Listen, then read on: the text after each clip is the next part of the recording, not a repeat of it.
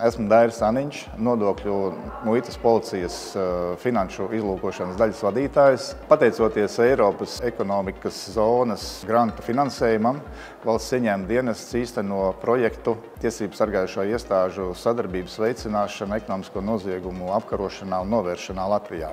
Esmu šī projekta vadītājs. Iespēja piedalīties Eiropas ekonomiskās zonas grantu finansētajā projektā ir ļāvusi šos līdzekļus ieguldīt informācijas sistēmu attīstībā un personāla apmācībā. Tāpat īstenojot šo projektu, Nodokļu muitas policija vēlas uzlabot analītiķu darba vidi, radot iespēju ātrāk un operatīvāk reaģēt uz notikumiem un informāciju. Būtiski tiks uzlabots Nodokļu muitas policijas pārvaldes operatīvais un izmeklēšanas darbs.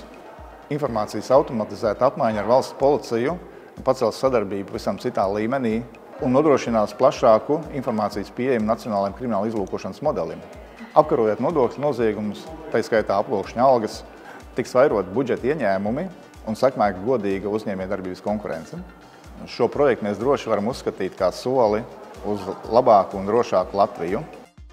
Strādājam kopā drošai un konkurētspējīgai Eiropai.